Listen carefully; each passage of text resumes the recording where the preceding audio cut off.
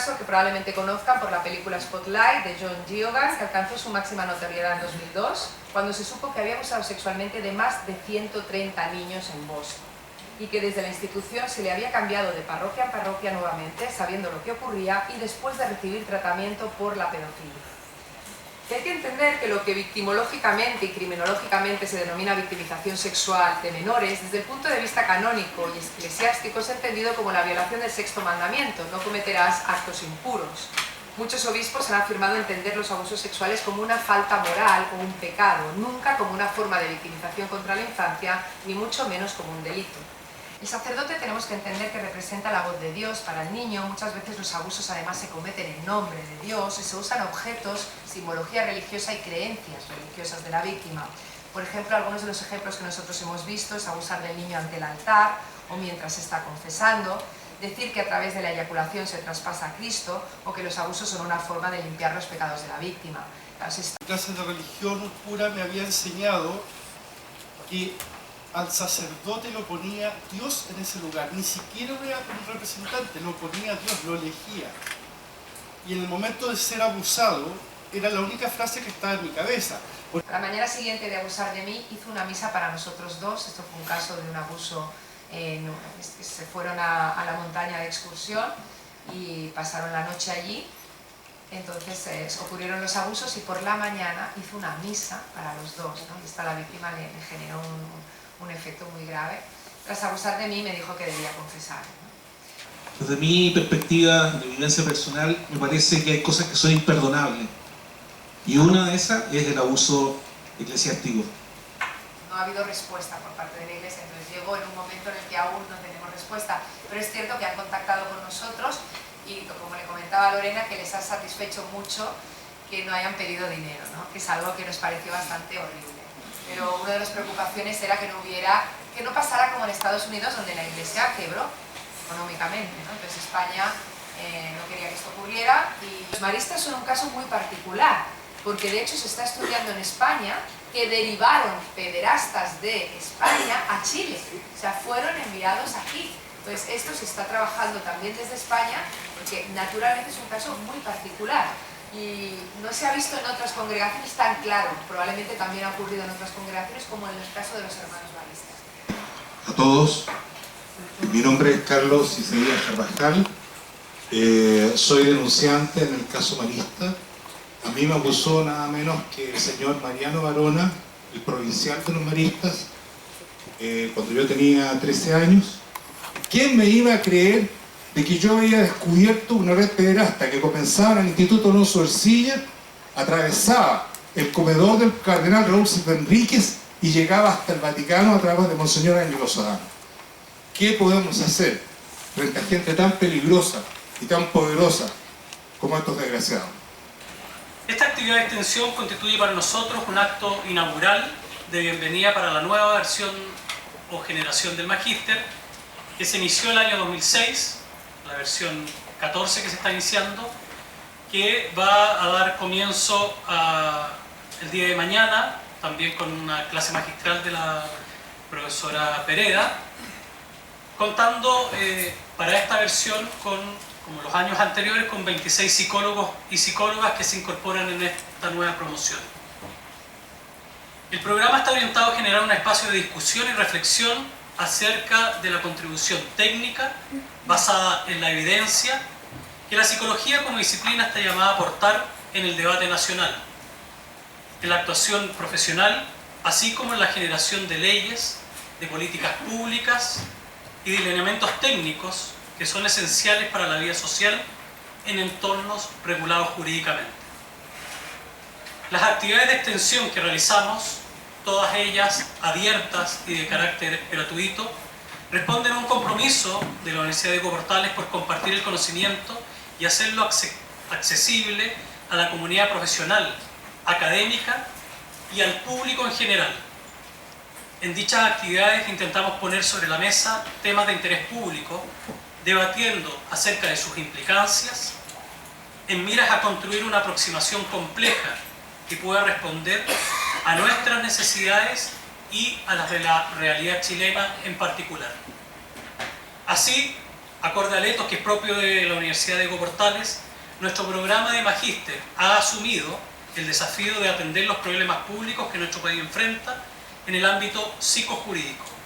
Uno de ellos, no cabe duda, son los abusos sexuales perpetrados por representantes de la Iglesia Católica, habría que decirlo, y de otros grupos religiosos, los cuales forman parte, tristemente, hoy día de nuestra agenda pública.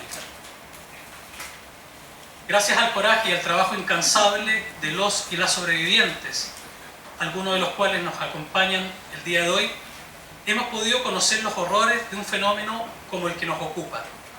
Al respecto, la academia no puede permanecer al margen.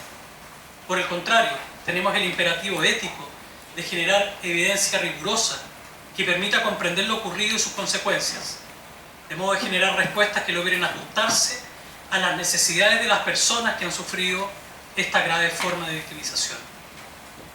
En esto no estamos solos.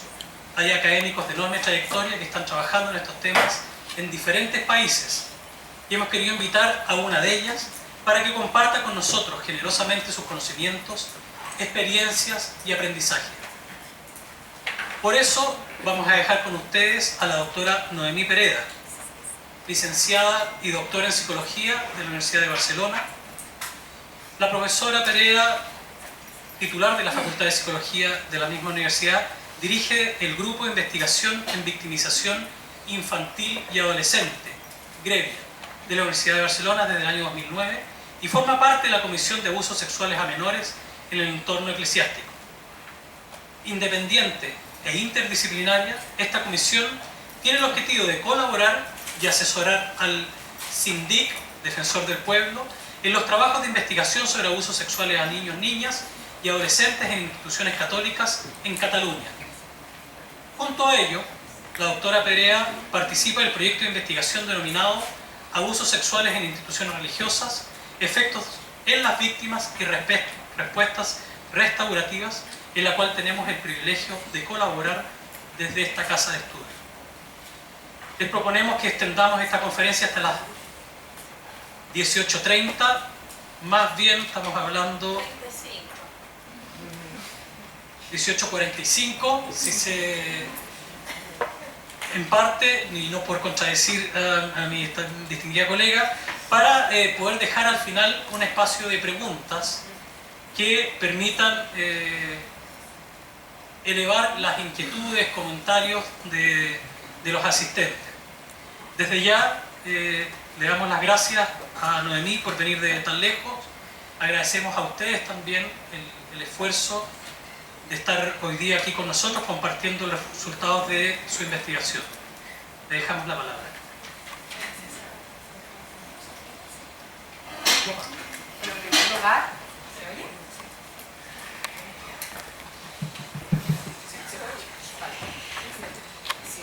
En primer lugar, quiero dar las gracias una vez más a la doctora Lorena Contreras por invitarme de nuevo a visitar este país en el que me siento tan feliz y en el que tengo tantos amigos. Hoy voy a hablarles de la prevalencia, características y efectos de los abusos sexuales por parte de representantes de la Iglesia Católica en sus víctimas. Debemos ser conscientes que las personas que han sido víctimas de esta experiencia no solo pueden presentar un trauma psicológico y emocional, sino que generalmente desarrollan también lo que se denomina un trauma espiritual, que es uno de los temas que vamos a tratar hoy. Es un placer para mí estar rodeada de profesionales y colegas que comparten conmigo su interés por este grave problema. Porque el abuso sexual infantil causado por representantes de la Iglesia Católica es un enorme problema que la Iglesia conoce desde hace años. Si bien ha ocurrido en todas las iglesias del mundo, Disculpe, para la pero Iglesia... Carlos no se escucha, perdón. Perdón. Sí, perdón. ¿Otro? Vale. Estéreo. Bien. Lo siento. Lo que les decía es que si bien ha ocurrido en todas las iglesias del mundo, en la católica ha supuesto una grave crisis en los últimos años. A pesar de que el problema no es nuevo, la diferencia entre el presente y lo que ha ocurrido en el pasado es que ahora las víctimas están hablando y están empezando a denunciar. Las revelaciones empezaron en 1984 en los Estados Unidos y llegaron a su máximo en las publicaciones del periódico del Boston Globe entre 2002 y 2004, lo que llevó a mostrar no una realidad nueva, sino lo que llevaba ocurriendo bajo la superficie desde hacía décadas. Gracias al trabajo de este equipo de investigación y a los periodistas, Estados Unidos se posicionó como un país líder en la investigación sobre este tema, pero es cierto que últimamente en Europa muchos países como Irlanda, Alemania, etcétera, están trabajando desde esta misma perspectiva. España también se ha unido hace muy poco tiempo. La respuesta de la Iglesia Católica ha sido definir los abusos sexuales como un pecado y a los abusadores como pecadores, lo que supone que estos sean perdonados y que la víctima deba perdonarlos y pueda seguir con su vida como si nada hubiera ocurrido. Esto es una visión absolutamente naif y una visión ingenua que pretende obviar el daño que se ha causado a las víctimas, así como obviar el impacto delictivo, el hecho delictivo que supone un abuso sexual en este contexto. Y los abusos sexuales, en este contexto, como les comentaba, son muy similares a los abusos que se producen en otras instituciones, como puede ser la familia. Las víctimas son generalmente niños, niñas y adolescentes, ya veremos que se sitúan entre los 11 y los 14 años, que en este caso sus familias mantienen una estrecha relación con la Iglesia. Los abusos suelen ser crónicos, es muy poco probable que haya abusos puntuales, suelen durar largos periodos de tiempo, igual que ocurre en otras instituciones. Los padres u otros adultos que descubren o reciben un reporte de abusos no suelen creer a la víctima, igual que sucede también en otros contextos. Cuando el reporte llega a oídos de la Iglesia, la primera reacción ha sido intentar silenciar a las víctimas y hacerles creer que el silencio es lo mejor tanto para ellas como para sus familias y la institución. La mayoría de víctimas no reportan los abusos hasta que llegan a la edad adulta. Muchas víctimas presentan graves secuelas y lo que sí lo hace diferencial es que la mayoría de víctimas son de sexo masculino.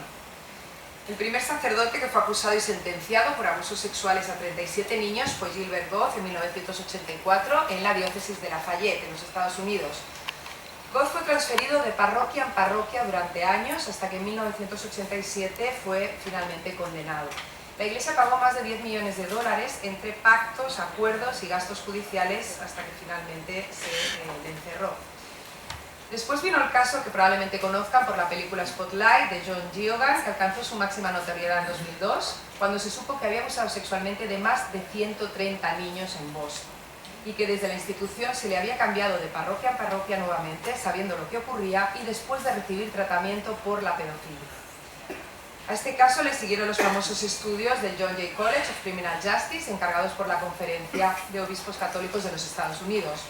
El primero de ellos, que ven en la diapositiva, reveló que se habían producido acusaciones de abuso sexual a menores por parte de 10.667 víctimas en el periodo estudiado, entre 1950 y 2002, contra 4.392 sacerdotes y diáconos, lo cual representa más de un 4% de los religiosos en activo.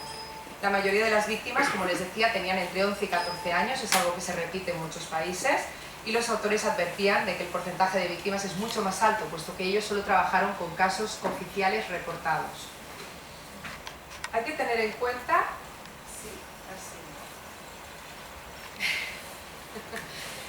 que así como existen 3 metaanálisis que establecen la prevalencia del abuso sexual en el mundo y que hablan de entre un 10 y un 20% de la población, los datos sobre cuál es la extensión de la prevalencia del abuso sexual por parte de religiosos a víctimas, niños y niñas y adolescentes, es desconocido y los datos son muy poco concluyentes.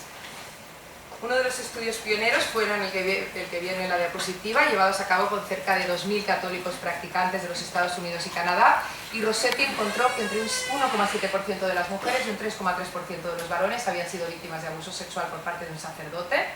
En Irlanda, el reporte, que ya conocen probablemente, el informe Ryan, emitido por la citada comisión de investigación, reveló que entre un 6 y un 9% de los religiosos católicos habrían cometido abusos sexuales contra menores en este país. En Australia también se han llevado a cabo diversos informes por parte de comisiones parlamentarias y lo que se obtuvo es un 7% de sacerdotes acusados de abusos sexuales. Recientemente en Alemania ha sido publicado también este reporte a partir de un encargo efectuado por la Conferencia de Obispos Católicos Alemanes, y han encontrado que existen denuncias contra 1.670 clérigos, lo que representa un 4,4% del total existente. Como pueden ver, nos estaríamos moviendo entre un 4 y un 10% de los religiosos en activo, pero tenemos que entender que en la mayoría de casos de las investigaciones son casos oficiales, es decir, no se conoce la realidad, se conocen los casos que han salido a la luz. que hay que entender que lo que victimológicamente y criminológicamente se denomina victimización sexual de menores, desde el punto de vista canónico y eclesiástico es entendido como la violación del sexto mandamiento: no cometerás actos impuros. Muchos obispos han afirmado entender los abusos sexuales como una falta moral o un pecado, nunca como una forma de victimización contra la infancia, ni mucho menos como un delito. Así, el Código de Derecho Canónico contempla en su canon 1395 que el clérigo que cometa algún delito de este tipo, especialmente con un menor que no haya cumplido 16 años de edad, debe ser castigado con penas justas, sin excluir la expulsión del estado clerical cuando el caso lo requiera. Sin embargo, todos sabemos que la imposición de un castigo con penas justas no ha sido la forma de actuar, sino que el abuso sexual se ha considerado desde la Iglesia como un pecado o un fallo de la moral perdonable. Así, ante el alto número de denuncias, poniendo como ejemplo mi país, pero que probablemente pueda aplicarse también a Chile y a otros países, la Conferencia Episcopal Española ha defendido, pueden leerlo literal, que para afrontar estas complejas situaciones, la prudencia jurídica aconseja no ceder al clima de sospecha de acusaciones con frecuencia infundadas, denuncias muy tardías con sabor a montaje, de aprovechamiento con objetivos económicos, de la confusión y del nerviosismo que con frecuencia acompañan estas oleadas de escándalos públicos. Pueden observar cómo la Conferencia Episcopal Española trata de generar un clima de desconfianza hacia las víctimas y de protección de los supuestos victimarios. Además, demuestra con aseveraciones como denuncias muy tardías con sabor a montaje el poco conocimiento que posee sobre las dinámicas de victimización sexual a menores y las características de estas.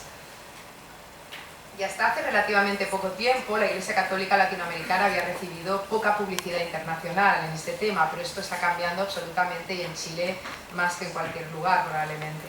3 casos han recibido particular atención: los Legionarios de Cristo en México, el grupo de Fernando Karadima en Chile y el sodalicio en Perú. Luego de años de acusaciones, finalmente las historias han explotado globalmente, y en respuesta a ello la Iglesia Católica ha cometido algún tipo de respuesta más o menos acertada, como encarcelar a algunos de ellos o sentenciarlo a una vida de penitencia y oración, entendiendo nuevamente el abuso sexual como un pecado, como un fallo de la moral. En España el problema se hizo evidente en el año 2016 con el caso Joaquín Benítez, también conocido como el caso de los hermanos maristas. El Manuel Barbero, que es la persona que viene a la derecha, es el padre de un alumno de uno de los centros educativos de los maristas, que denunció los abusos sufridos por su hijo por parte del profesor de educación física, Joaquín Benítez, que es el que ve en medio. Un periodista, nuevamente, hoy hablábamos justamente de esto, de la importancia de los periodistas en estos casos, nuevamente un periodista, Guillem Sánchez, en España, atendió la noticia e inició una investigación que finalizó en denuncias contra 17 docentes de los maristas por parte de más de 50 víctimas.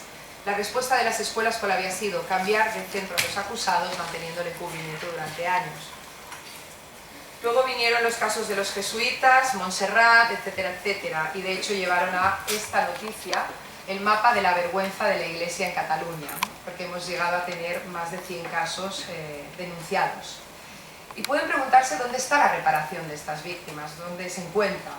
Y es lo que comentábamos también, y posteriormente, si quieren, podemos hablarles, les puedo contar cómo se ha hecho. En España, dado que la mayoría de casos que se han hecho públicos se han prescrito, no ha habido ningún tipo de reparación oficial para sus víctimas.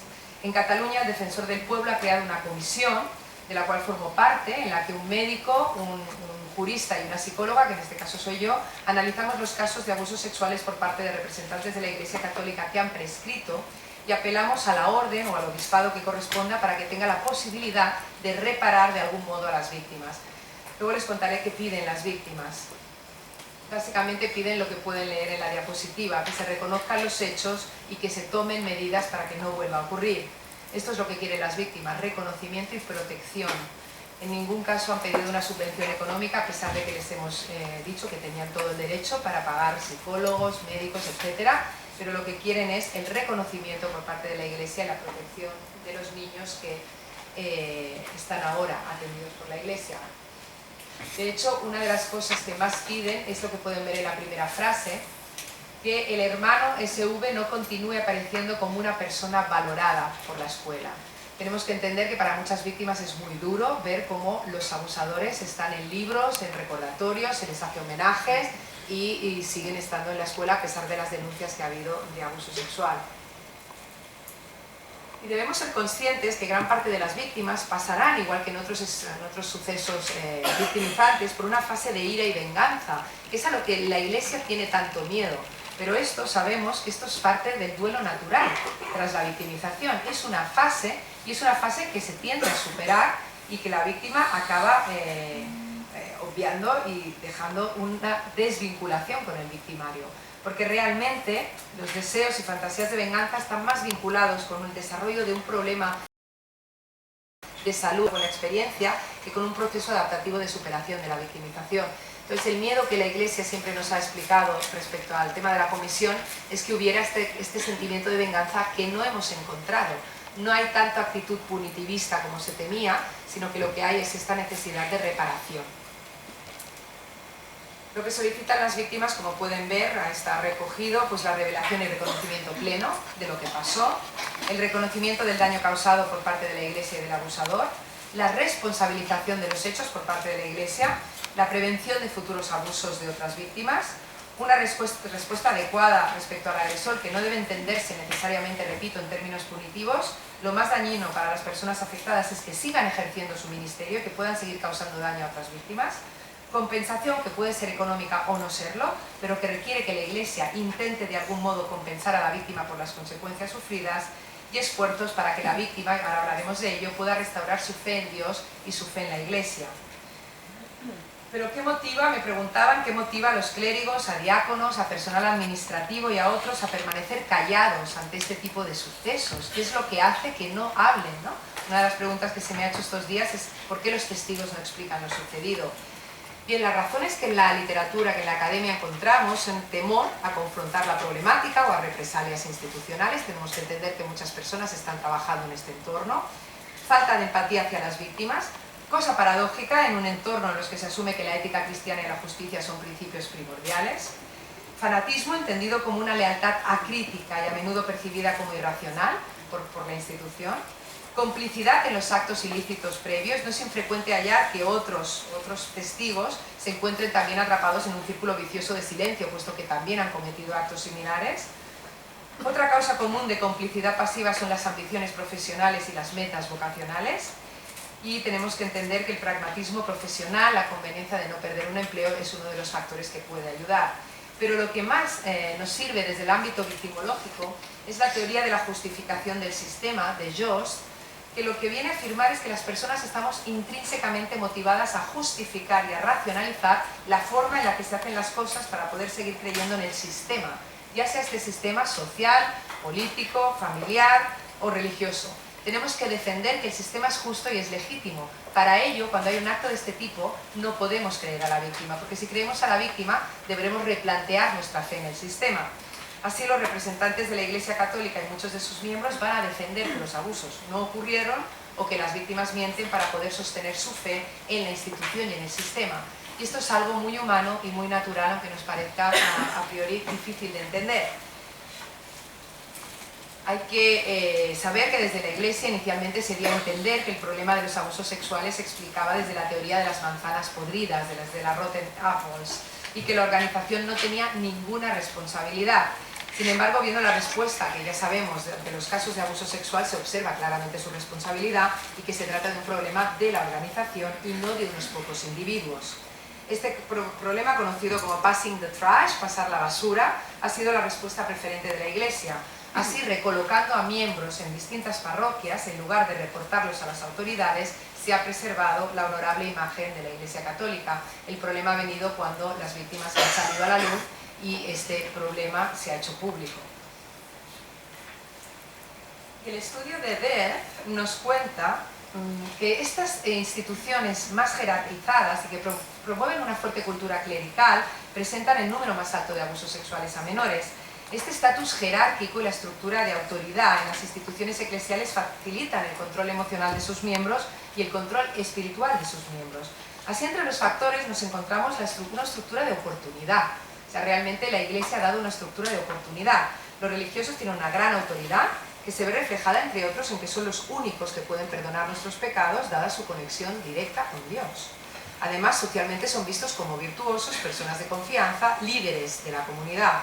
Se encuentran muy aislados, con un estilo de vida sin amigos, sin pareja, sin familia, lo que imposibilita el control informal de sus actos, pero es que además la discreción y la falta de supervisión formal por parte de la Iglesia en las actividades que llevan a cabo con niños hacen que se les permita y favorezca que tengan acceso a estos y les da la oportunidad de cometer abusos sexuales. Sin embargo, no debemos olvidar también que la estructura de la organización es un factor de riesgo. Existe escasa movilidad laboral y pocas posibilidades de promoción dentro de la Iglesia. La Iglesia forma parte de una subcultura muy diferente a la realidad que vivimos los laicos, basada en el mantenimiento de secretos, el perdón de los pecados, el celibato, y los representantes de la Iglesia deben mantener este status quo masculino, este patriarcado con valores muy conservadores, donde hay escasa diversidad cultural o étnica. Sumado a ello, las mismas estructuras pueden inhibir que las víctimas reporten el abuso y frustrar cualquier intento de responsabilizar a los perpetradores. Pero también pueden plantearse por qué las víctimas, otra de las preguntas que se hace generalmente, ¿no? ¿Por qué las víctimas callan durante tanto tiempo? Si tomamos como referencia este trabajo seminal en el abuso sexual, el trabajo de Burgess y Holmstrom, los autores explican cómo la propia dinámica abusiva imposibilita la revelación en el momento en que los abusos se están produciendo y es aplicable claramente a los abusos sexuales por parte de representantes de la Iglesia. Cabe tener en cuenta que los niños y niñas son especialmente vulnerables a los abusos de un religioso porque es un adulto con una autoridad directa sobre el menor. Además, se trata de una figura adulta familiar, de forma similar a lo que sería un miembro de la familia, y es una figura de autoridad espiritual, respetada por los propios padres y por la comunidad en la que el niño vive.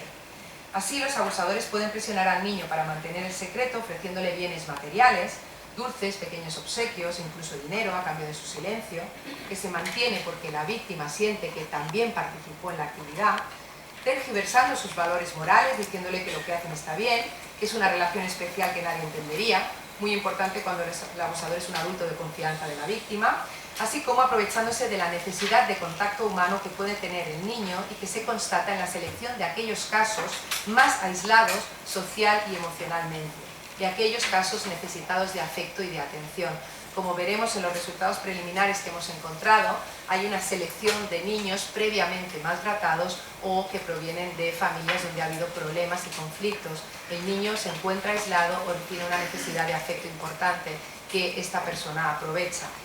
A la vez, la víctima mantiene el secreto por miedo al castigo, ya sean castigos físicos o pérdida del afecto y la atención, miedo a las repercusiones derivadas de la revelación, a no ser creída, a ser culpabilizada, a que el victimario, generalmente alguien querido, vaya a prisión, miedo al abandono y al rechazo, a romper la familia, a que nadie la crea, a ser alejada de su entorno, y barreras comunicativas. En algunos casos el agresor puede asegurarse el silencio abusando de niños muy pequeños o de niños que presentan dificultades cognitivas importantes.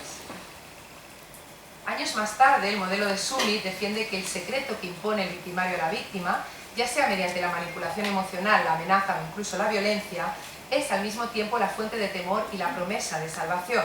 El secreto le hace creer que tiene el poder de destruir su entorno y la responsabilidad de mantenerlo unido. Al niño se le responsabiliza de lo que va a ocurrir, de las consecuencias que se van a producir.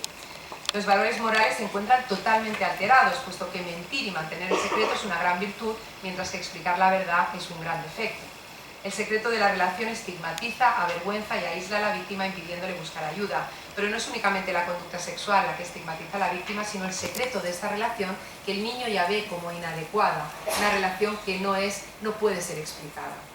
Esto lleva a que la revelación de los hechos sea retardada, conflictiva y muy poco convincente. La víctima de abuso sexual suele mantener el silencio hasta que llega a la adolescencia o a la edad adulta, entonces encuentra a alguien con quien hablar, pero es demasiado tarde y esta persona tiende a preguntarse por qué la víctima no ha hablado antes. Cuando esto ocurre, generalmente la víctima mantiene el silencio durante muchos más años hasta que se encuentra preparada para volver a hablar. Todo esto hace que el abuso reste en el secreto y el silencio. Pero hay que añadir a todos estos modelos la existencia de defensas disociativas en las víctimas de experiencias traumáticas como el abuso sexual, que hacen que el niño pueda mantener las emociones vinculadas con la experiencia alejadas de su vida cotidiana y seguir como si no pasara nada. Este tipo de defensas son adaptativas durante la infancia, puesto que permiten a la víctima continuar con su vida en un momento en el que no puede parar los abusos, no puede frenar lo que está ocurriendo.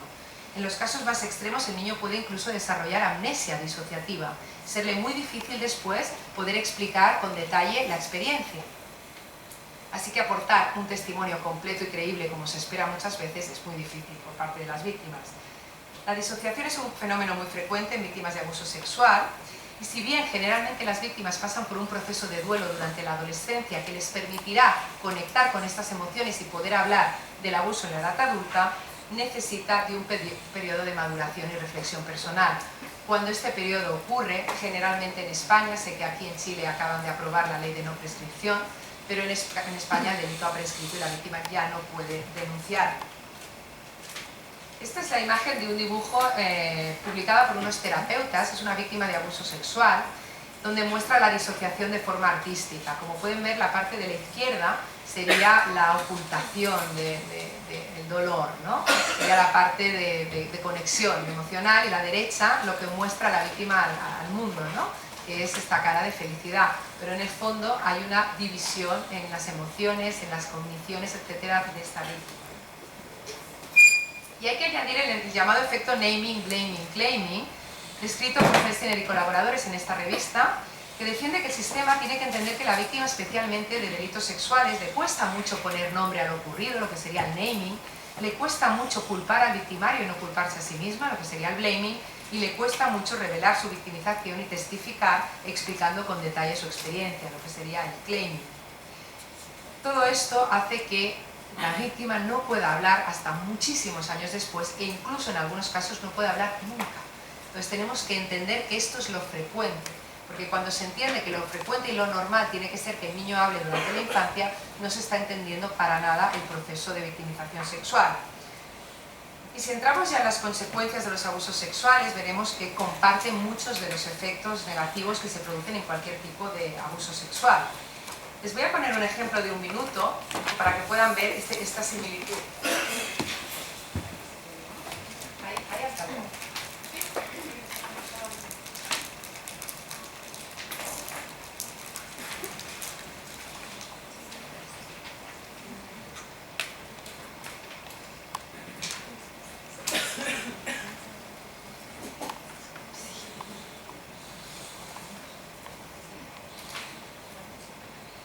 Abro los ojos y me enchufa con una linterna a los ojos, miro, le veo el borde de las gafas, le veo el color del pelo, tiro para arriba del pantalón, tiro para arriba del calzoncillo, tira para abajo, y ya en ese momento ya yo creo que me desconecté. Al final del dormitorio había una ventana que era la contrapuesta a la entrada de los curas. Y allí nos quedábamos a fumar 10, 12 chavales, a veces 13, estaban allí por lo mismo que estaba yo, para aguantar despierto y para poderte defender, o por lo menos para hacer ruido cuando pasaban, que supiera que estabas despierto y que no estabas atento. Llegué al punto de pensar tirarme hasta un pozo, de quitarme la vida. Todos esos daños no se me quitaron nunca. ¿Sabes? Yo por la noche tenía pesadillas, estaba despierto, abría los ojos, y eso me persiguió durante toda la vida. Yo nunca decidí a contarlo por 2 razones. Primero, porque seguramente nadie me hubiera creído.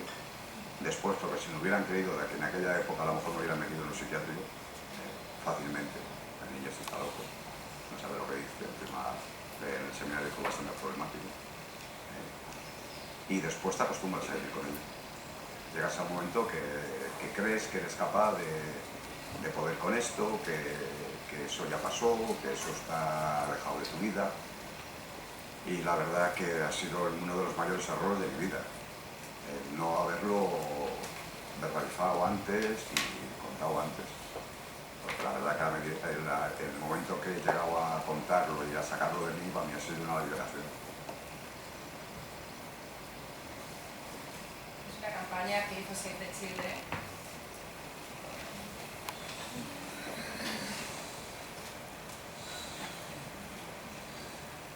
Y como ven, las consecuencias son las mismas que en otras formas de abuso sexual en la entrevista. Cuando quien nos hace daño es otro ser humano, generalmente alguien, un adulto, de quien se espera atención, afecto, cuidados, lo que ocurre es que se dañan 3 grandes esferas de la vida que son necesarias para un correcto desarrollo.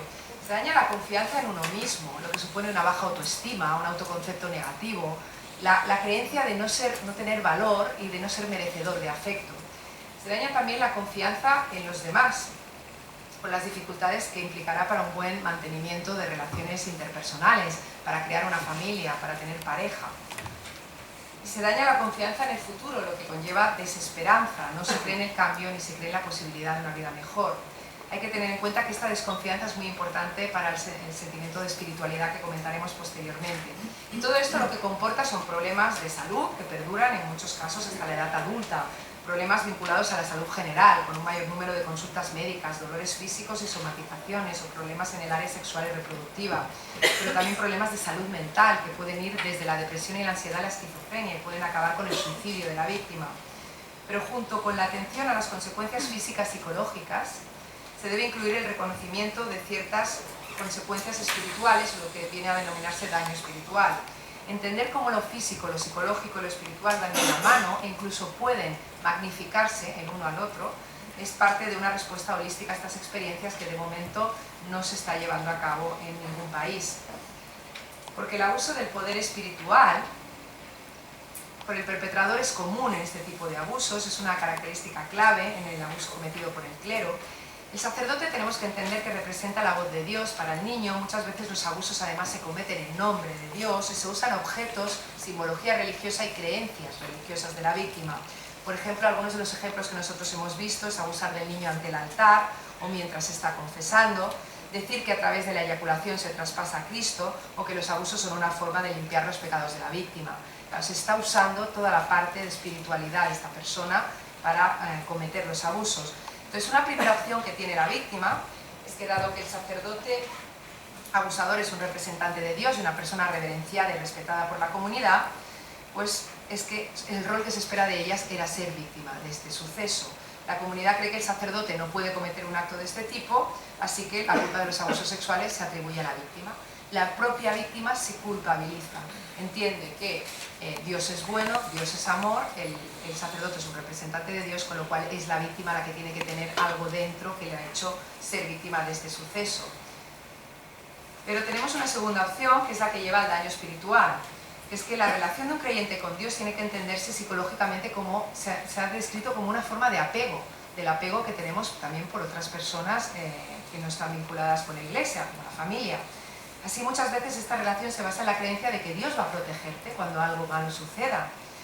En el abuso sexual por parte de un religioso, esta asunción básica de seguridad se rompe y el creyente puede pensar que su relación con Dios se ha destruido.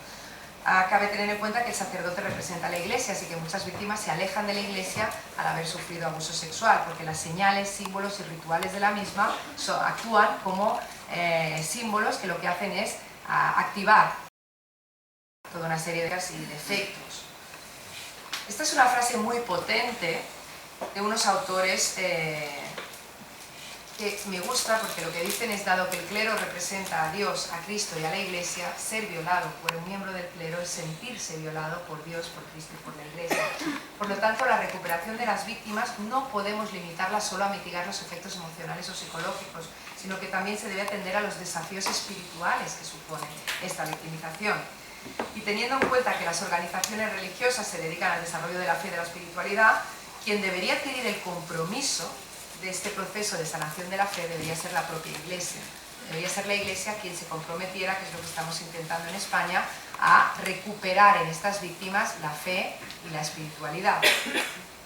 Aquí pueden ver algunas frases de víctimas que hemos sacado de nuestros estudios que reflejan este daño espiritual que han sufrido y que debe ser tratado junto con el resto de consecuencias. Ya no sé quién es Dios o a quién apoya o representa, lo único que sé es que ya no creo en lo que creía y eso me afecta mucho.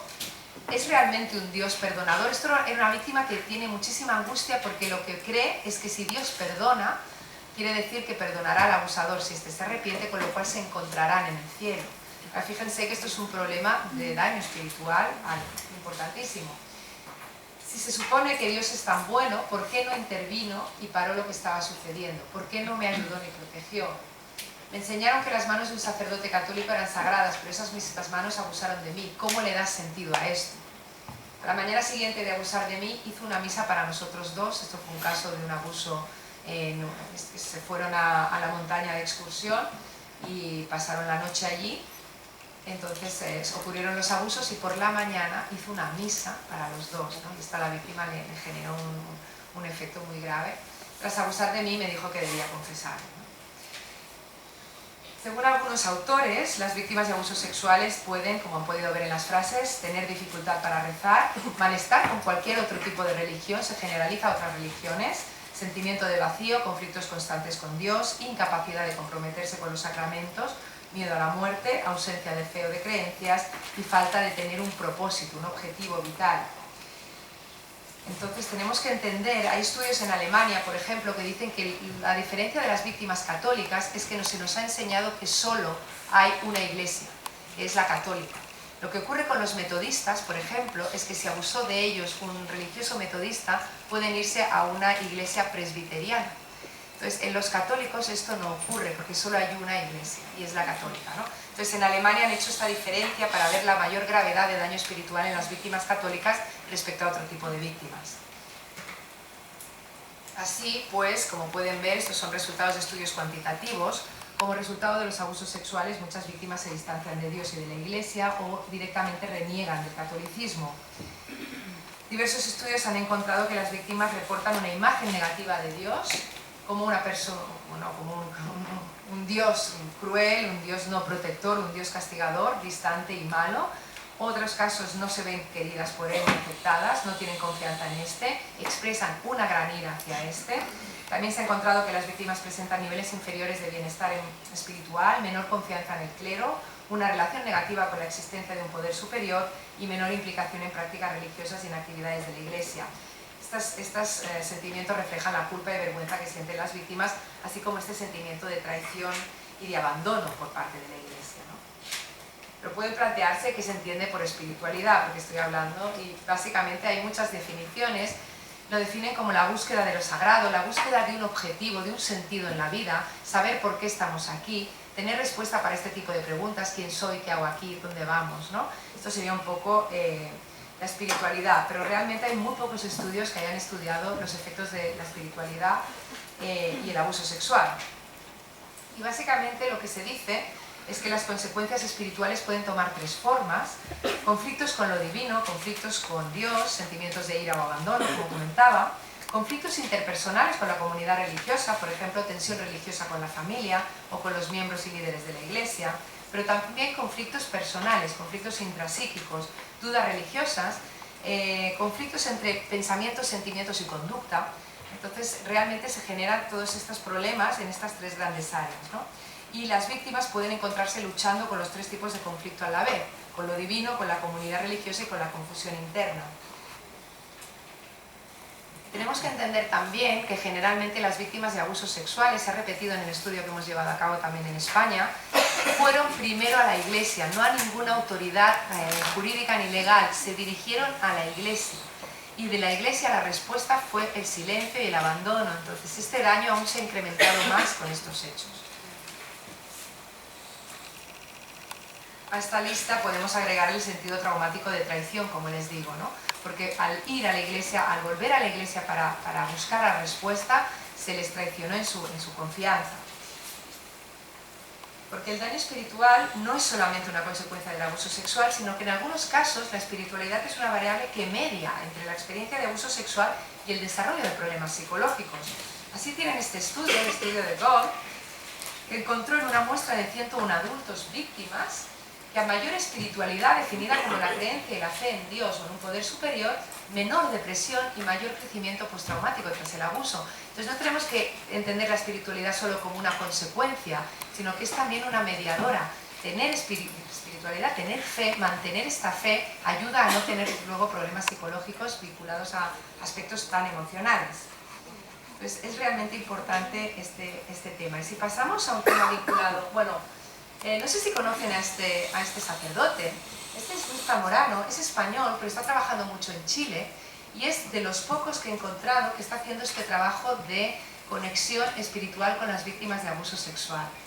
Sé que ha trabajado en el norte de Chile, no tengo exactamente referencias, y acaba de publicar este libro, tendrá este libro un mes como mucho, donde explica su experiencia conectando de nuevo a las víctimas de abusos sexuales por parte de religiosos con su fe y su espiritualidad. Les decía, pasando ya a un tema más de justicia, lo primero que deberemos plantearnos es ¿podemos entender los abusos sexuales cometidos por representantes representantes de la Iglesia como una forma de abuso institucional. ¿Podemos entenderlo así?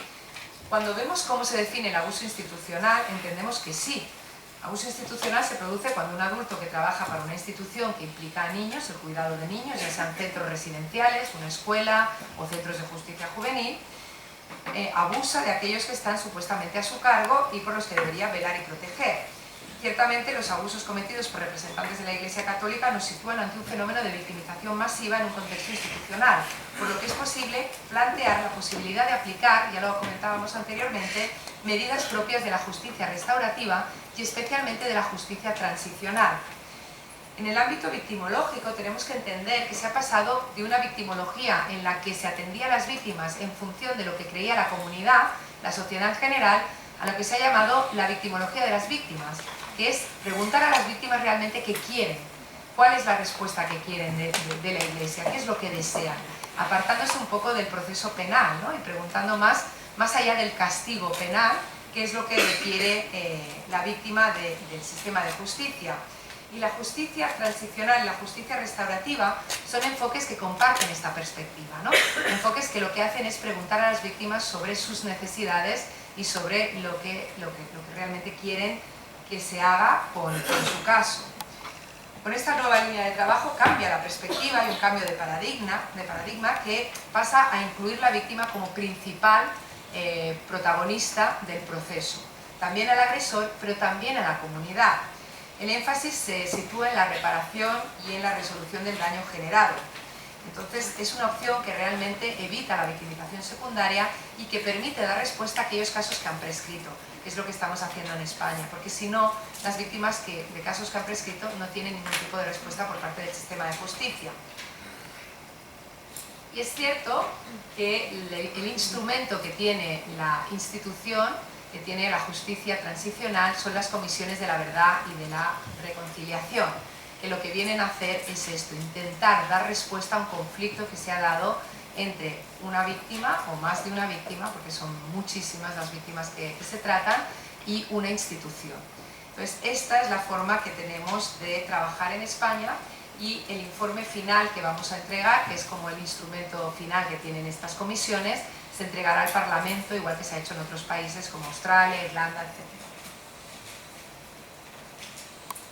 Porque podemos justificar realmente que los abusos sexuales por parte de representantes de la Iglesia sean tratados desde esta perspectiva por los siguientes motivos que les voy a nombrar. Hay un legado de abusos que en su mayor parte corresponde a una etapa del pasado. La existencia de una victimización masiva, no ciertamente en una dimensión equiparable a la de ciertos regímenes políticos o conflictos armados, pero suficiente para poder hallar pautas de abuso y prácticas sistemáticas. La vinculación de los abusos a una institución que ha ocupado una posición de poder, en este caso de poder espiritual. La existencia de demandas de justicia en gran medida insatisfechas a causa de condiciones fácticas vinculadas con barreras insuperables, como por ejemplo que realmente el delito haya prescrito o que el abusador esté muerto y no se pueda trabajar ya con este caso. Pero también por la incapacidad del sistema de justicia penal para hacer frente en la actualidad a estas demandas de justicia. El sistema de justicia penal está muy limitado y por eso la comisión que trabajamos en España solo trabaja con casos prescritos. Los casos que no han prescrito tienen que seguir el proceso penal. Un contexto social en el que se ha producido una transición de un viejo orden a una nueva realidad que es favorable a las demandas de las víctimas, y sabemos que es este movimiento que se inicia en los años 80 en los Estados Unidos, y la relevancia de adoptar medidas orientadas a la reforma institucional y a la garantía de no repetición, que les vuelvo a indicar es una de las cosas que piden las víctimas, que no vuelvan a producirse estos abusos. El modelo de justicia transicional restaurativa permite, por tanto, un enfoque adecuado a la respuesta a este problema cometido en el seno de la Iglesia Católica, dadas las limitaciones, como les digo, de este sistema de justicia penal. Y como sé que hemos empezado tarde y quieren hablar y discutir, y es mejor eso que un monólogo, voy a pasar a darles 5 conclusiones respecto a nuestro trabajo en España. Las víctimas de abuso sexual en la Iglesia Católica existen en todos los países en los que se ha estudiado este tema, igual que existen en otras instituciones. Las consecuencias y secuelas de las víctimas son reales, son transversales y perduran en el tiempo. La propia Iglesia sabemos que en todos los países también ha tratado de silenciar a las víctimas y en algunos casos de transferirles la culpa y la responsabilidad por la victimización. Los propios supervivientes conocen a otras víctimas que han pasado por lo mismo. En cada caso que tratamos en la comisión se nos habla de 50 casos más, de conocer que se daban abusos en todo el centro, que era en toda la clase. Entonces realmente las víctimas establecen un porcentaje de victimización mucho más alto del que viene a la comisión. Las víctimas supervivientes necesitan que se reconozca su dolor y que se trate de reparar de forma urgente, y parece que la justicia transicional restaurativa es un buen medio para satisfacer estas necesidades, cuyas comisiones de la verdad deberían aplicarse en todos los países. ¿Y qué debería hacer, por tanto, la Iglesia a partir de todos estos relatos, de todos estos resultados, de todos estos estudios? Reconocer y aceptar lo sucedido. Los abusos sexuales son una realidad frecuente también en la Iglesia católica. Negarlo es absurdo y realmente muestra la gran indiferencia de la Iglesia ante el dolor de las víctimas. No podemos negar la realidad que se ha producido. Ofrecer tratamiento a los abusadores. Los abusadores religiosos deben ser tratados con programas de intervención basados en la evidencia, igual que se está haciendo con otros abusadores de otros contextos. Naturalmente, ofrecer tratamiento a las víctimas. Las víctimas y sus familias deben recibir tratamiento psicológico y ser respetadas y comprendidas por parte de la Iglesia. La Iglesia es responsable de esta recuperación. Compartir la información. Es muy importante que se facilite la realización de estudios en todos los países, que realmente se faciliten las investigaciones. Decir, como nos ha ocurrido en España, que todos los archivos sobre casos de abuso sexual han desaparecido, que se han quemado o que sencillamente no existen, es realmente una forma de demostrar de nuevo el poco interés que existe por parte de la Iglesia respecto a comprender y a ayudar a las víctimas y sus necesidades. Desarrollar protocolos de prevención e intervención para evitar nuevos abusos sexuales. Tenemos que potenciar que haya protocolos, que realmente se sepa qué hacer en caso de sospecha. Que estos testigos de los que hablábamos al principio sepan que tienen la obligación de notificar y que tienen un camino marcado por un protocolo. Y, naturalmente, no debemos olvidar formar y apoyar a los religiosos, por ejemplo, sobre los límites que deben mantener con aquellos a su cargo o con los que tienen relación o dudas vinculadas con la sexualidad, con el celibato.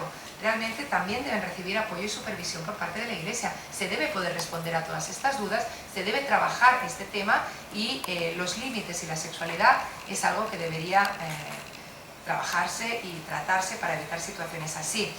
Para finalizar, sin duda les recomiendo, para los que no hayan visto, este es un documental sobre los casos más mediáticos que ha habido en España. Es un documental que se llama Examen de Conciencia y está en Netflix.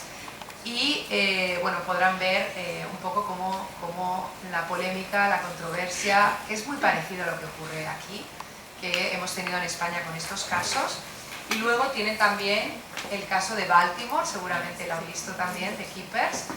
Y nos da otra realidad, porque es la realidad de los Estados Unidos, pero al final es la realidad de todos los países en los que estamos trabajando. Una realidad que realmente tenemos que trabajar, tenemos que luchar y tenemos que poder dejar en el pasado. Y sin más, muchas gracias y espero que tengan muchas preguntas y podamos discutir mucho este tema.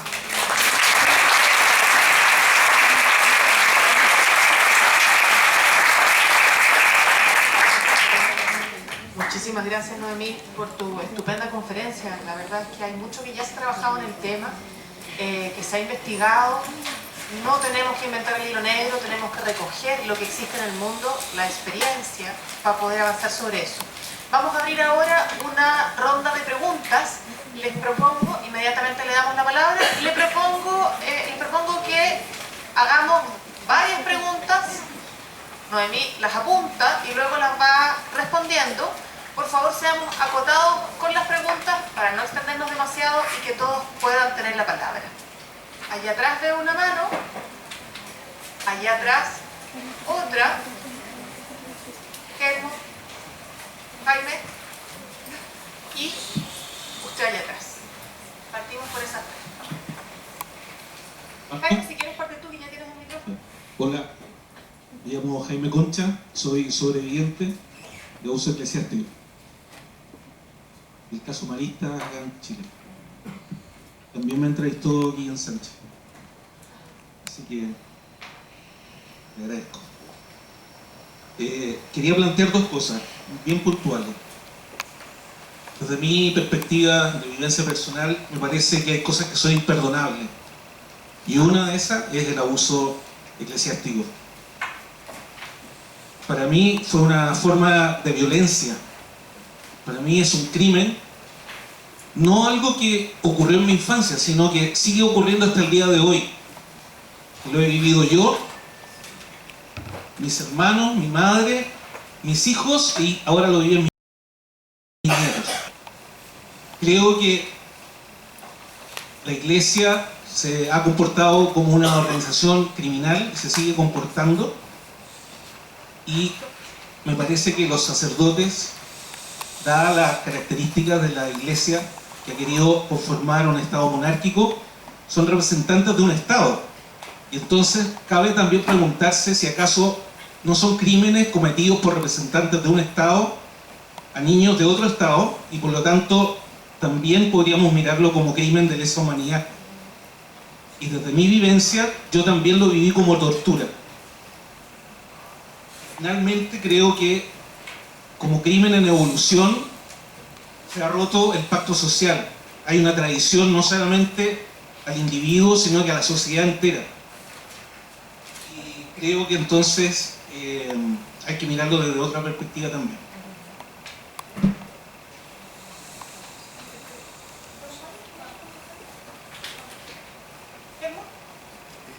Buenas tardes, mi nombre es Helmut Kramer, también soy sobreviviente de abuso, denunciante de un, no sé si sacerdote o ex sacerdote ya jesuita, Leonel Castro, ya que salió hace poco la sentencia canónica con respecto a este sacerdote. Tengo dos cosas que me quedaron dando vuelta. Una tiene que ver con el tema de la fe. Personalmente es algo que le he dado muchas vueltas y lo he conversado. Yo soy miembro también de la red de sobrevivientes de abuso eclesiástico de Chile, porque me ha ayudado he empezado a entender que la diferencia que existe entre el abuso eclesiástico sexual y abusos sexuales en otros contextos es que golpea un sistema de creencias. Derrumba un sistema de creencias, y el sistema de creencias es el que nos marca la vida. Por ejemplo, en mi caso, yo sufrí abuso a los 13 años. 4 años antes, en clases de religión, un cura me había enseñado que al sacerdote lo ponía Dios en ese lugar. Ni siquiera era un representante, lo ponía Dios, lo elegía. Y en el momento de ser abusado, era la única frase que estaba en mi cabeza. Por eso le doy tanta importancia a este tema, e inclusive años posteriores, ya no siendo creyente, seguía entendiendo que había sido puesto por un Dios que ya no creía. Por eso para mí es un tema tan relevante. Y lo que me llama la atención, las conclusiones que tú presentas con respecto al tema de la recuperación de la fe, pero lo entendí siempre desde la recuperación de la fe o de la creencia católica. Personalmente creo que es sumamente relevante el tema de la religiosidad, inclusive entendiéndola como una posibilidad para el que no es creyente en un Dios, inclusive la posibilidad para un ateo. Y eso es lo que ha logrado afirmarnos a muchos y a muchas. Y siento personalmente que los sobrevivientes o las víctimas que no lograron reemplazar ese sistema de creencias son los que han terminado suicidándose, son nuestros mártires.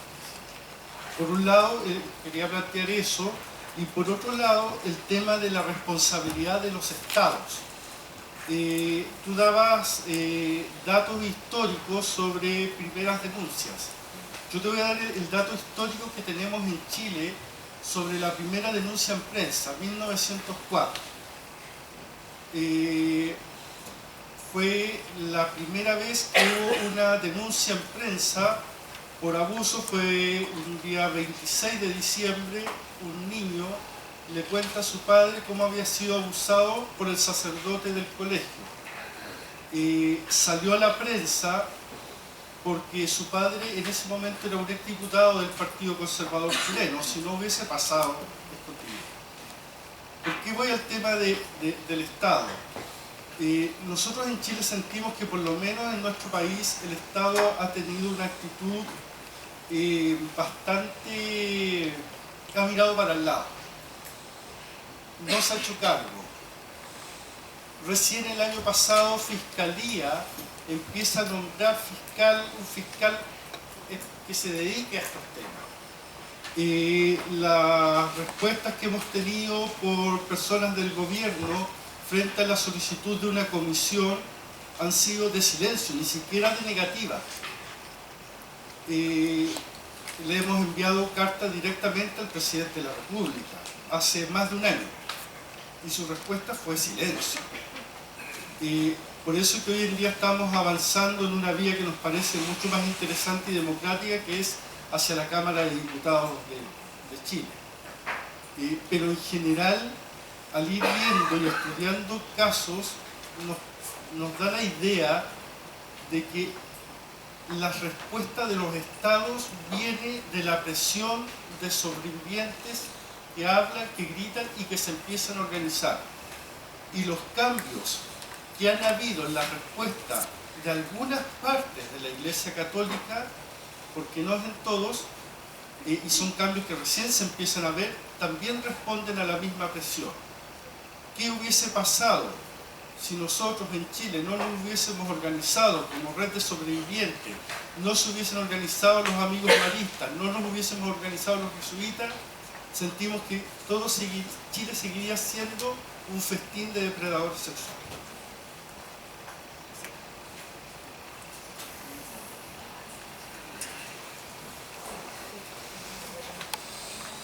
Hola, buenas tardes a todos. Mi nombre es Carlos Isaías Carvajal. Soy denunciante en el caso Marista. A mí me acusó nada menos que el señor Mariano Barona, el provincial de los maristas, cuando yo tenía 13 años, aparte de otros abusos que también sufrieron mis compañeros. Y quería producir esta reflexión, porque el caso nuestro es bastante particular. Si bien es cierto, podemos encontrar algunos nexos con los abusos que hay en otras congregaciones, lo que pasa en los maristas es bastante distinto, porque este siniestro personaje que se llamaba Mariano Barona organizó una maquinaria pederasta que no solamente tiene que ver con el encubrimiento, vale decir, con aquello que ocurre después del hecho en sí mismo, sino que en crear las condiciones para poder facilitar el abuso en forma sistemática a lo largo de la historia, digamos, de toda esta congregación, desde que llegaron en 1909 acá, cuando fundaron el colegio Alonso García, donde yo estudié. Entonces esto es tremendamente grave. Es tremendamente grave porque resulta que la persona que aparece manejando los abusos sexuales como vocero de los maristas es la persona que me abusó. Y es la persona a la cual Bergoglio le da la mano en la nunciatura cuando está acá de visita el 16, 17, 18 de enero, digamos, del año pasado. Entonces ese apretón de manos entre Mariano Barona y Bergoglio es algo más que un saludo. Primero que nada porque él tenía tanto poder que se salta todo el protocolo vaticano. Ustedes sabrán de que no es llegar y tocar el timbre y decir estará Pancho o estará Francisco. Hay que seguir un estricto protocolo, digamos, ¿cierto?, como cualquier representante de cualquier estado. Y en ese momento Mariano Barona le bastó atravesar la calle de la casa que él mismo se compró, que a mí me contó cuando se compró esa casa, digamos nosotros, y entrevistarse con el Papa. Entonces la reflexión que yo quiero hacer es que en este cuadro y en este maravilloso trabajo que usted nos ha venido a exponer, y que yo la felicito y se lo agradezco en nombre de todos que hemos sido abusados de forma reiterada, porque me asume, digamos, la inquietud de decir, frente a un Estado que no está respondiendo, como lo acaba de señalar perfectamente Helmut, frente a una iglesia que sigue encubriendo, porque el caso Marista tiene, digamos, aristas de obstrucción a la justicia de forma directa. Entonces, vamos a cambiar de chulo, porque ese era un problema la cápsula, yo no soy sonista. Y entonces, ¿qué es lo que podemos hacer nosotros. Aparte de organizarnos, aparte de denunciar, aparte de estar todos los días posteando fotos, de reuniéndonos nosotros, de contando una y otra vez la historia para crear un poco conciencia. ¿Cómo lo podemos hacer para que no haya también un rechazo de parte de la sociedad? Que nos diga la gente, no, sabe que yo ya no quiero saber más de esto, porque me lo han dicho, yo no quiero saber más de esta asquerosidad, así que por favor, Carlos, no me digas nada más. Cuando yo estaba absolutamente solo, el año 84, porque estábamos desconectados con los otros compañeros, porque justamente esta maquinaria que montó Mariana Barona tenía ese objetivo principal, que nosotros no pudiéramos establecer contacto entre nosotros, entre los que habíamos participado fuertemente de la pastoral del colegio, siendo yo uno de los artífices, e impedirnos, digamos, poder comunicarnos. El año 84 no existía ni siquiera la Brigada de Delitos Sexuales Menores. No había ninguna posibilidad de ir a denunciar. ¿Quién me iba a creer de que yo había descubierto una red pederasta que comenzaba en el Instituto Alonso Ercilla, atravesaba el comedor del cardenal Raúl Silva Enríquez y llegaba hasta el Vaticano a través de Monseñor Ángelo Sodano? ¿Qué podemos hacer frente a gente tan peligrosa y tan poderosa como estos desgraciados? Gracias. Vale. Bueno, empiezo aquí. Imperdonable el abuso sexual infantil, estoy totalmente de acuerdo. De hecho, los estudios nunca hablan de perdón, la víctima no tiene que perdonar. Esta es una visión de la Iglesia. La víctima tiene la opción, si desea, perdonar. Es libre absolutamente de hacerlo o no, pero puede ser considerado algo infernal, naturalmente. Lo que sí se dice es que al final, para estar mejor la persona que lo ha sufrido, tiene que hacer una especie de ruptura con esa historia, ¿no? No quiere decir olvidarlo, no quiere decir perdonar al agresor, no quiere decir nada de esto, quiere decir un alejamiento que impida, ¿no?, una desvinculación, que impida que siga haciendo daño, ¿no? Lo que ocurre con los abusos sexuales, y lo he explicado muy bien, es que tienen raíces, yo siempre digo, hacia adelante. O sea, lo que hacen es seguir afectando a la víctima a lo largo de la vida, seguir afectando a personas en el entorno de la víctima, seguir afectando a hijos. Entonces, realmente, las consecuencias son muy graves y pueden perdurar durante toda la vida, ¿no? Es algo que estoy totalmente de acuerdo y por eso considero que es absolutamente ilícito que diga que el abuso es imperdonable. Estoy absolutamente de acuerdo. Es algo que no se puede pedir a nadie que perdone. Y sí, es un crimen, de hecho por eso la justicia transicional se quiere aplicar y se aplica en estos casos, porque se considera un crimen de lesa humanidad, una tortura, y se utilizan todos estos términos vinculados con conflicto bélico, etcétera, etcétera. Porque realmente no se ha dañado solo, y todos lo están diciendo, a una persona ni a 100, se ha dañado a la comunidad, la creencia de la comunidad, la fe, la confianza en la institución. Entonces cuando esto ocurre, que vayan a la cárcel 3, 4 o 500 personas no sirve para compensar el daño que se ha causado a la comunidad.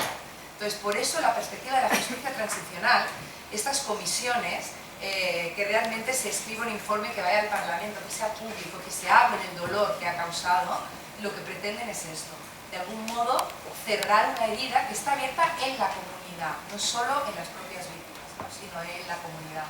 Y pienso que esta perspectiva es una propuesta, porque realmente no todo el mundo lo está trabajando desde esta perspectiva, pero en España tenemos muy claro que es la que a nosotros nos va bien, porque una sociedad católica como Chile, como España, no se ha dañado solo a la víctima directa, se ha dañado a sus familiares, se ha dañado a sus vecinos, se ha dañado al resto de creyentes. Entonces realmente tenemos que de algún modo poder trabajar con esto, así que estoy de acuerdo y muchísimas gracias por el comentario, que me parece muy acertado. Y me ha gustado mucho también lo del derrumbe del sistema de creencias. Esto es la espiritualidad, ¿no? Esto es el daño espiritual que hablábamos. Es cierto que se enfoca mucho hacia la fe católica, pero no es obligatorio, lo mismo que el perdón. Es la víctima quiere volver a la Iglesia Católica, porque si es así, la Iglesia Católica tiene la responsabilidad de algún modo reparar ese daño.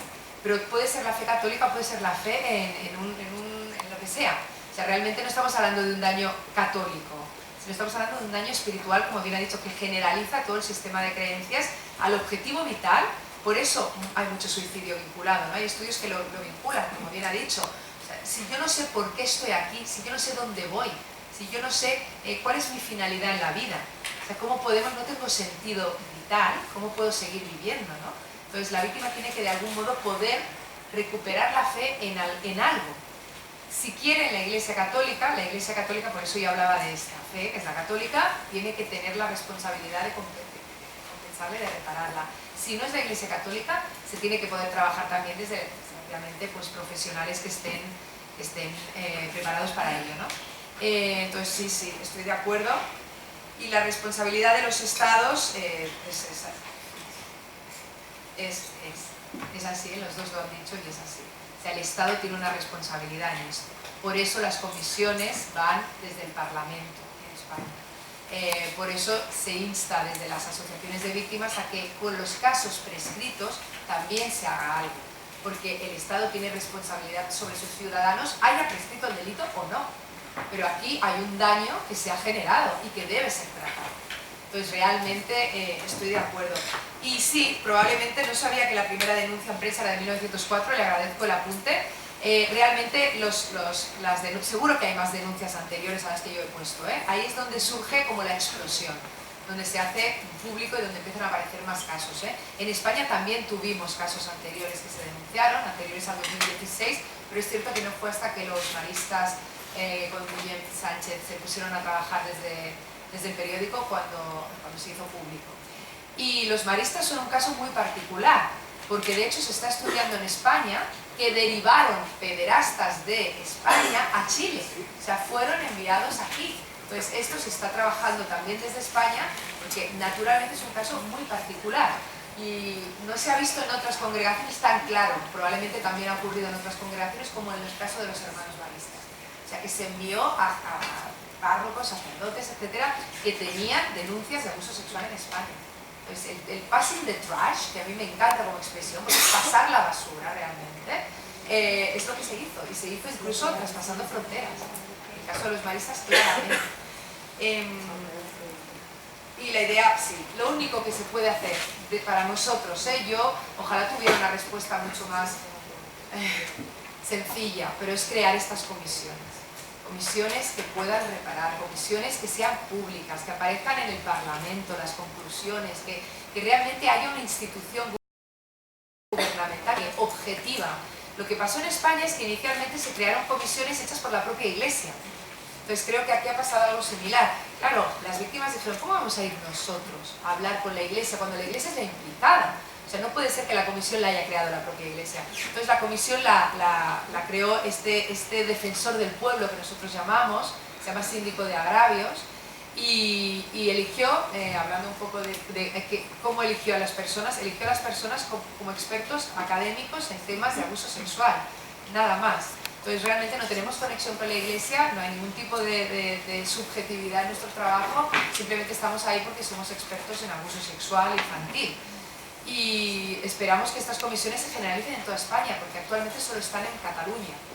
Cataluña y el País Vasco siempre en España ya saben que van pioneros en muchos temas sociales. Y realmente Cataluña vuelve a ser pionera y el País Vasco está también creando la comisión. Esperamos que luego el resto de España, las comunidades también. Y esperamos que en Chile también se cree una comisión de este tipo, porque es la manera. Es que no hay otra forma de llevarlo a lo que es la gravedad, la implicación del Estado en esta. No, maravilloso. Justamente lo que yo te iba a preguntar es cómo funciona esta comisión en España y de qué institucionalidad alberga, ¿no? Porque ese es un aspecto clave para saber cómo va a poder funcionar, qué confianza se puede tener en esa institución, cómo se vincula a la vez con el Estado y cómo persigue responsabilidades o de alguna manera asumir el costo de esa reparación por parte de las instituciones que deben hacerlo, ¿no? Aquí no tenemos defensor del pueblo, por lo tanto no es una institucionalidad posible para nosotros. ¿Cuál es la alternativa que se baraja frente a ese tipo de situaciones? Nosotros es el defensor del pueblo, pero ciertamente vinculado con el Parlamento. Ajá. O sea, el defensor del pueblo, lo bueno de la figura es que es apolítico y no tiene conexión con ningún partido. Entonces esto es muy importante también.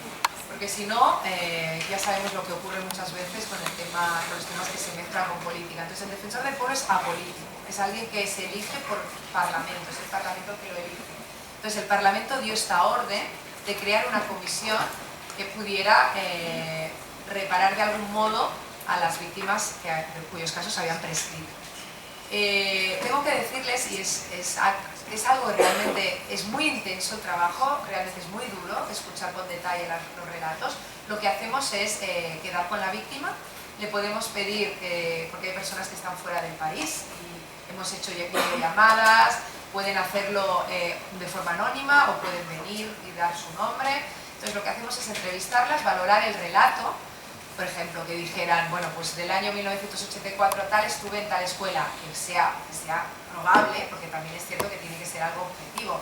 Entonces, de momento, todos los casos son altamente probables y creíbles en 100%. Entonces, valoramos los efectos psicológicos, los efectos médicos, las consecuencias médicas que hayan podido tener, que las hay, y el daño espiritual. Entonces, les preguntamos qué quieren que hagamos, ¿no?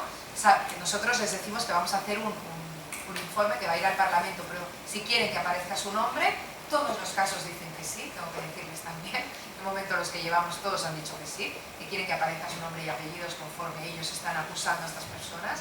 Y luego lo que les pedimos es qué quieren más, qué querrían de la Iglesia, ¿no? Y entonces contactamos con el obispado o con la congregación y les decimos esto es lo que pide esta víctima. ¿Cómo lo veis?